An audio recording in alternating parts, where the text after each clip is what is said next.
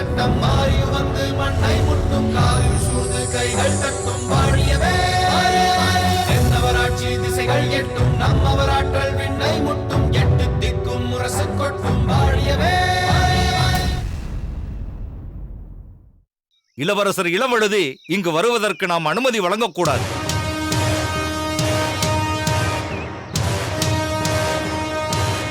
அவர் இங்கு வருவதால் தேவையில்லாத விவாதங்கள் வந்து நம் நாட்டின் அமைதிதான் கெட்டுவிடும். இரு நாடுகளுக்கு இடையே பகை வளர்ந்து போர் மூலம் அபாயம் கூட ஏற்படுவதற்கு வாய்ப்பு இருக்கின்றது. ஆகையால் தாங்கள் இளவரசர் இளவழுதி இங்கு வருவதற்கு அனுமதி வழங்கக்கூடாது. தளபதியாரின் கருத்தை நான் வரவேற்கிறேன் மன்னவா. பேச்சுவார்த்தைக்கு வருபவர்கள் நாம் அவர்கள் மீது சுமத்தும் குற்றச்சாட்டை நிச்சயம் திசை திருப்ப பார்ப்பார்கள். அதனால் இரு நாடுகளுக்கிடையே விரோதம்தான் வளருமே தவிர தீர்வு கிடைக்காது. மன்னவா, இவர்கள் தாங்கள் பிடித்த முயலுக்கு 3 கால் என்பது போல் தளபதியாரும் அமைச்சரும் தாங்கள் பிடித்த பிடியிலேயே விடாப்பிடியாக நின்று கொண்டிருக்கிறார்களே தவிர நடுநிலையாக நின்று யோசிக்க ஏனோ இவர்கள் தயங்குகிறார்கள். இல்லை பிரதானியாரே, தளபதியும் அமைச்சரும் கூறியது போல் இளவரசர் இளம்வழுதியை இங்கு வருவதற்கு அனுமதிப்பதில் எனக்கும் உடன்பாடில்லை. தளபதியார், சொல்லுங்கள் மன்னா. தங்களை சந்திக்க சேர மன்னருக்கு விருப்பமில்லை என்று பாண்டிய இளவரசர் இளம்வழுதிக்கு ஒரு பதில் மடல் அனுப்பிவிடுங்கள். தேவையில்லை மன்னவா. அப்படி ஒரு பதில் மடல் அனுப்புவது கூட நம் கௌரவத்திற்கு இழுக்கு. அனுப்பிய மடலுக்கு நாம் பதில் அனுப்பாமல் இருந்தாலே அவர்களுக்கு புரிந்துவிடப் போகிறது. இதுவும் நல்ல யோசனைதான்.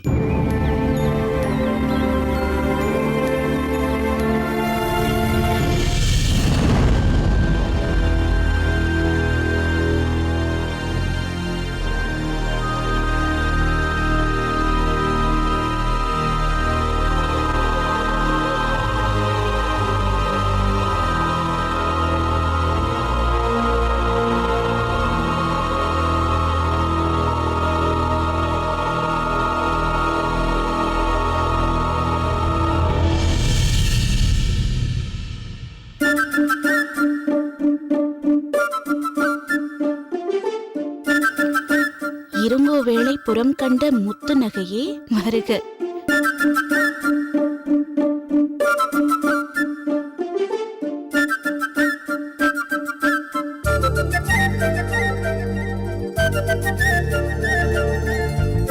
சாதனைகள் பல புரிந்த வீராங்கனையே வருக.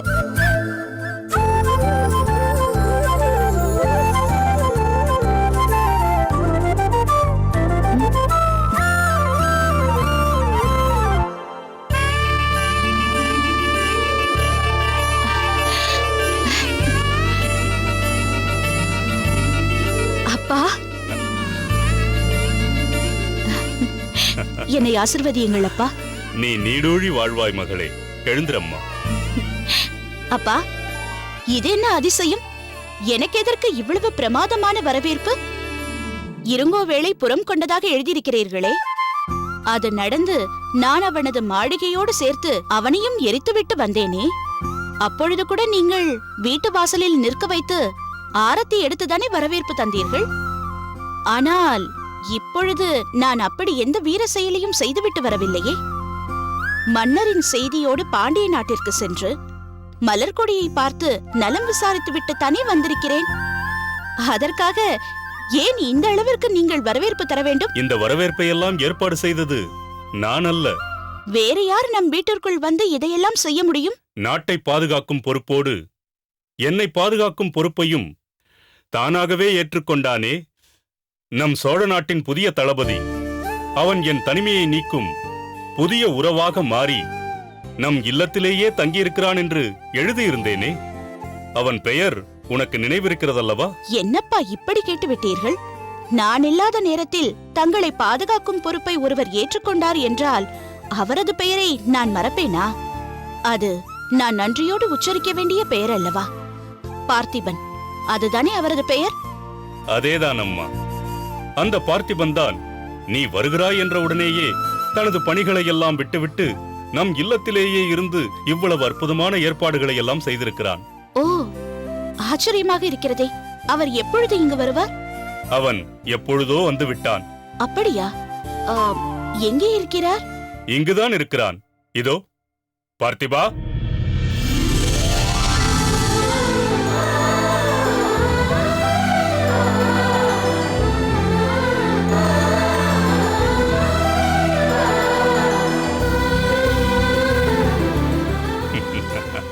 பார்த்திபா, முத்துநகை எப்பொழுது வருவாள் என்று கேட்பாயே, இவள்தான் என் அருமை மகள் முத்துநகை. வணக்கம் தளபதியாரே. வணக்கம் முத்துநகை.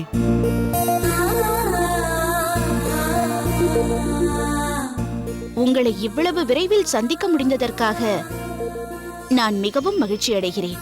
ஆனால் உங்களை இவ்வளவு காலதாமதமாக சந்திக்க நேர்ந்ததற்காக நான் மிகவும் வருந்துகிறேன். எனது தந்தையாருக்கு இத்தகைய துணைவர் ஒருவர் கிடைத்ததற்காக தங்களுக்கு நான் நன்றி சொல்ல கடமைப்பட்டிருக்கிறேன். இப்படி ஒரு வாய்ப்பை எனக்கு தந்ததற்காக நான் தான் தங்களுக்கு நன்றி சொல்ல வேண்டும். அப்படியானால் என் மகள் இங்கு வந்துவிட்டாள் என்பதற்காக இனி நீ இங்கு வருவதை நிறுத்தி விடுவாயா பார்த்திபா? ஏன் அப்படி சொல்கிறீர்கள் அப்பா? அவர் எப்படி இங்கு வராமல் நின்று விடுவார்?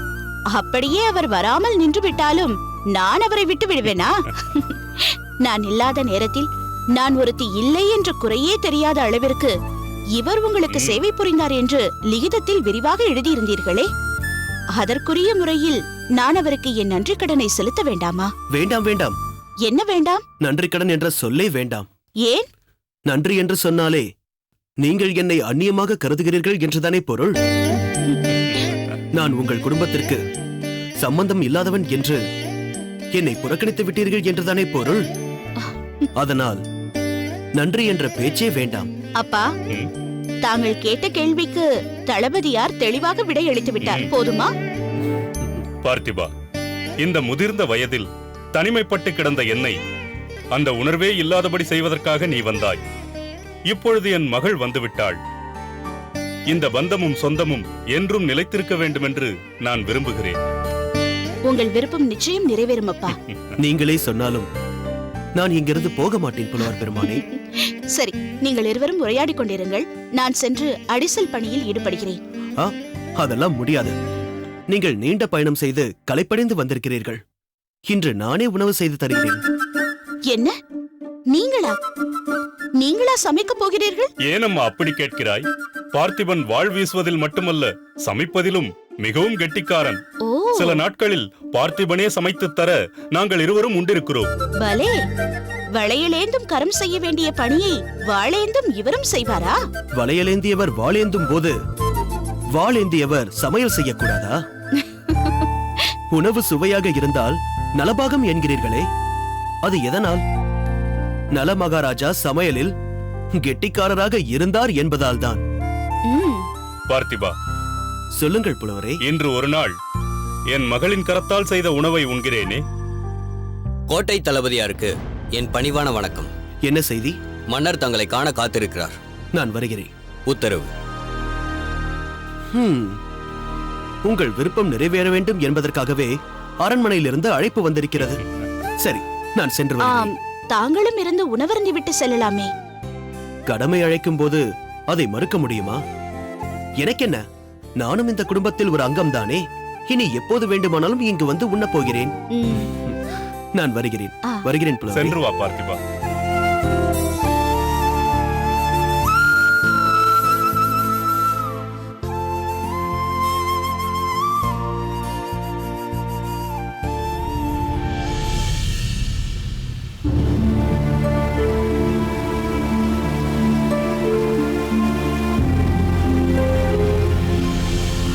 கதிர்காமா,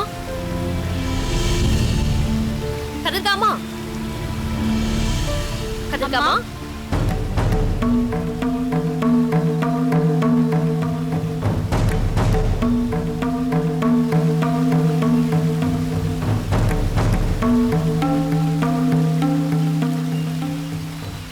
நீங்கள் என்னதான் கூச்சல் போட்டாலும் கதிர்காமன் வரமாட்டான். இங்கே இருந்தால் தானே வருவான். அவன் வெளியில் புறப்பட்டு சென்று வெகு நேரம் ஆகிவிட்டதே.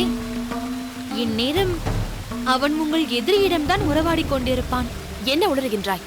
என் எதிரியுடன் என் மகன் உறவாடி கொண்டிருக்கிறானா? ஆமாம்மா, புதியதாய் பதவியேற்றிருக்கும் படைத்தளபதி பார்த்திபன் தங்களுக்கு எதிரிதானே? உங்கள் எதிரியான அந்த படைத்தளபதி பார்த்திபனோடு உறவாடுவதற்காக தான் இப்பொழுது தங்கள் மகன் கதிர்காமன் போயிருக்கின்றான். என்ன சொல்கிறாய்? உண்மைதான் அம்மா சொல்கின்றேன். அந்த படைத்தளபதி பார்த்திபனும் தங்கள் மகன் கதிர்காமனும் மிகவும் நெருக்கமான சிநேகிதர்களாகி விட்டார்கள். வயது வித்தியாசமின்றி இவன் அவனை நண்பா என்று அழைப்பதும் அவன் இவனை நண்பா என்று அழைப்பதுமாக தங்களுக்குள் அவர்கள் நட்பு பாராட்டி வருகின்றார்கள். இது எத்தனை நாட்களாக நடக்கின்றது? நீண்ட நாட்களாகவே நடக்கின்றது என்று நினைக்கிறேன். ஆனால் எனக்கு சமீபத்தில் தான் இந்த உண்மை தெரிய வந்தது. உண்மை தெரிந்த மறுகணமே அதை என்னிடத்தில் தெரியப்படுத்திருக்க வேண்டாமா? ஏன் இதை என்னிடம் சொல்லவில்லை? சொல்ல வேண்டும் என்றுதான் நினைத்தேன். ஆனால் அதற்கான சந்தர்ப்பம் எனக்கு கிடைக்கவில்லை. இப்பொழுதுதான் தவறு செய்து விட்டாய் மாதுரி, தவறு செய்து விட்டாய். ஆரம்பத்திலேயே கிள்ளி எறிய வேண்டிய பயிரை வளர விட்டு வேடிக்கை பார்த்து கொண்டிருந்து விட்டாய். ஊதி அணைக்க வேண்டிய நெருப்பு துண்டை இப்படி கொழுந்து விட்டு எரிய செய்து விட்டாய். இதை உடனடியாக தடுத்து நிறுத்தியாக வேண்டும். அவர்களுடைய நட்பை வளர விடுவது நமக்கு பேராபத்தாகிவிடும். எப்படியாவது அவர்களை பிரித்தாக வேண்டும். அம்மா, அங்கே பாருங்கள், அவர்கள் வருகிறார்கள். அம்மா, நான் செல்கிறேன்.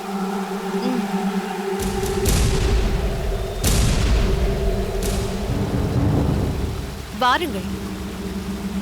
தந்தையும் தனையனும் இருவருமாக சேர்ந்து எங்கே தனியே உலா போய்விட்டு வருகிறீர்கள்? நான் மன்னரை பார்க்க போயிருந்தேன். கதிர்காமன் தன் நண்பனை பார்க்க போயிருந்தான். வரும் வழியிலே சந்தித்தோம். இருவரும் சேர்ந்து வருகின்றோம். நீங்கள் மன்னரை பார்க்க போவது வழக்கமான நிகழ்வுதான். வழக்கத்திற்கு மாறாக கதிர்காமன் எந்த நண்பனை பார்ப்பதற்காக போயிருந்தான்? அம்மா கேட்கின்றார்கள் அல்லவா, எந்த நண்பனை பார்க்க போயிருந்தாய் என்பதை அவர்களுக்கு எடுத்துச் சொல் கதிர்காமா. நான் என் நண்பன் பார்த்திபனை பார்த்து பேசிவிட்டு வருகிறேன். என்ன, புதியதாக படை தளபதியாக பதவியேற்றிருக்கும் பார்த்திபனையா பார்த்து பேசிவிட்டு வருகிறாய்? ஆமாம், அவர்தானே என்னுடைய நண்பர். அவரை தான் நான் பார்த்து பேசிவிட்டு வருகிறேன். கதிர்காமா, அந்த படை தளபதி பார்த்திபன் ஒவ்வொரு காரியத்திலும் எனக்கு எதிராக செயல்பட்டுக் கொண்டிருப்பவன், என்னோடு விரோதம் பாராட்டுபவன். அத்தகைய கைவனோடு உனக்கு எதற்கு நட்பு? இன்றோடு அவனோடு பேசுவதையும் பழகுவதையும் நிறுத்திக்கொள். அது எப்படி அம்மா முடியும்? அவர் உன்னோடு தானே விரோதம் பாராட்டுகிறார், என்னோடு நட்பாகத்தானே பழகுகிறார். என்னோடு படைத்தளபதி நட்பாக இருக்கின்றார். நீங்கள் அவரோடு விரோதம் பாராட்டாதீர்கள் என்று நான் உங்களிடம் கேட்டால் அதை உங்களால் ஏற்றுக்கொள்ள முடியுமா?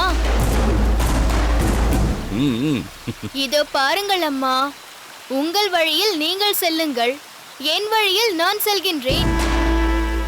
உங்கள் வழியில் நான் குறுக்கே வரமாட்டேன், என் வழியில் நீங்கள் குறுக்கிடாதீர்கள். கதிர்காமா, கதிர்காமா. பார்த்தாயா மங்கம்மா, தாயின் வார்த்தைக்கு கட்டுப்பட வேண்டுமே என்ற பணிவு நம் மகனுக்கு கொஞ்சமாவது இருக்கின்றதா? அப்படி அந்த கீழ்ப்படிதல் இருந்திருந்தால் இப்படி உன் வார்த்தைக்கு மறுவார்த்தை பேசிவிட்டு அவன் செல்வானா? என்ன செய்வது? அன்றைக்கு பெரியவர்கள் சிறியவர்கள் என்ற பாகுபாடு தெரியாமல் அவனை அவன் இஷ்டத்திற்கு பேசவிட்டு நீ வேடிக்கை பார்த்து கொண்டிருந்தாய். ஆனால் இன்றைக்கு அவன் உன்னையே எடுத்தெறிந்து பேசிவிட்டு செல்கிறான். வளர்த்த கடா மார்பிலே பாய்கிறது. விதைத்தது நீ, அதன் விளைச்சலும் உனக்குத்தானே.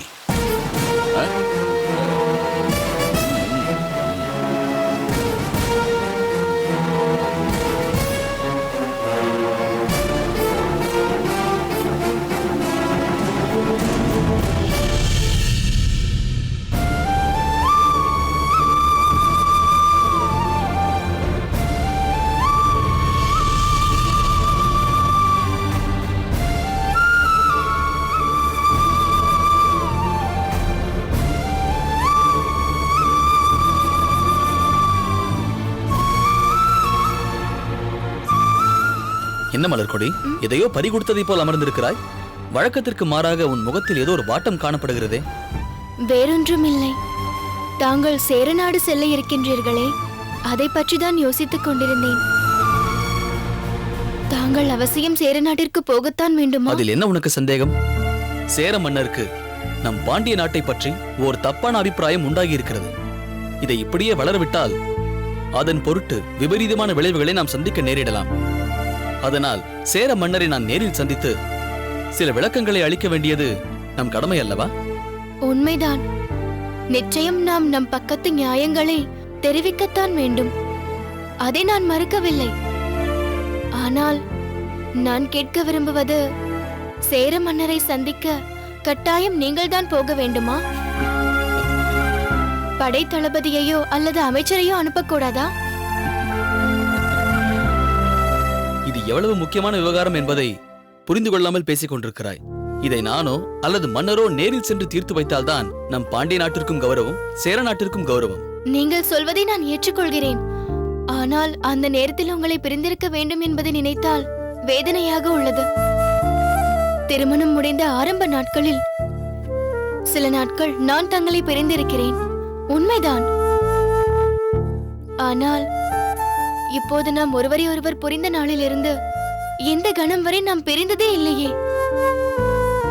இப்போது உங்களுடைய இந்த பிரிவை எப்படி தாங்கிக் கொள்ளப் போகிறேன்? என்னால் வேதனைப்படாமல் இருக்க முடியவில்லை. ஓ, இதுதான் உன்னுடைய பிரச்சனையா? இந்த பிரிவை நீ ஏன் ஒரு வேதனையாக எடுத்துக்கொள்ள வேண்டும்? உனக்கு கிடைத்த ஒரு இனிய சந்தர்ப்பமாக எடுத்துக்கொள்ளேன். தாங்கள் என்ன கூறுகிறீர்கள்? ஆமாம் மலர்கொடி, இந்த பிரிவு நம் இருவருக்குமே கிடைத்துள்ள ஒரு இனிமையான சந்தர்ப்பம். இனிமையான சந்தர்ப்பமா? மனமொத்த தம்பதியர்களின் களிப்பை இரட்டிப்பாக்கும் காரணிகளில் பிரிவும் ஒன்று என்பது உனக்கு தெரியாதா என்ன? ஊடலுக்கு பின் கூடல், பிரிவுக்கு பின் வரும் சந்திப்பு, இவை பற்றி நீ கேள்விப்பட்டதே இல்லையா? கவலைப்படாதே மலர்கொடி, சேர நாட்டிற்கு போகும் நான் அங்கேயே தங்கிவிடப் போவதில்லையே. எவ்வளவு விரைவில் முடியுமோ அவ்வளவு விரைவில் நான் திரும்பி விடுவேன்.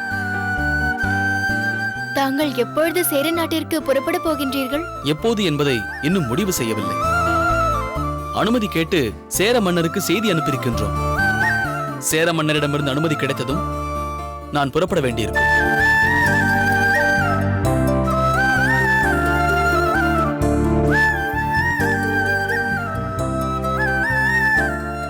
என்ன மலர்கொடி அப்படி பார்க்கின்றாய்? இல்லை, நம்முடைய பெற்றோர்கள் எவ்வளவு உயர்ந்தவர்கள், எத்தகைய தீர்க்கதரிசிகள் என்பதை எண்ணி பார்த்தேன். நமக்குள் ஏற்பட்ட திருமண பந்தத்தை எண்ணி பாருங்கள். உங்களைத்தான் நான் திருமணம் செய்ய வேண்டும் என்று எனது பெற்றோரும், என்னைத்தான் நீங்கள் திருமணம் செய்ய வேண்டும் என்று உங்களது பெற்றோரும் வற்புறுத்தி நம் திருமணத்தை நடத்தி வைத்தார்கள். ஆரம்பத்தில் அது கசப்பான நிகழ்வாக இருந்தது. ஆனால் இன்று நம் திருமண உறவு எவ்வளவு சந்தோஷமான விஷயமாகிவிட்டது. நீ சொல்வது உண்மைதான் மலர்கொடி. பெற்றோர்கள் விஷயத்தில் நாம் இருவருமே பாக்கியசாலிகள் தான். உங்களை என் கணவராக அடைந்ததில் நானும் பாக்கியசாலிதான்.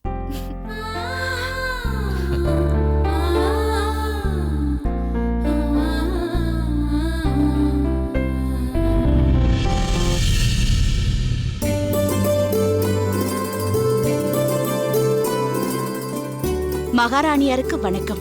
வா முத்துநகை, உட்கார்.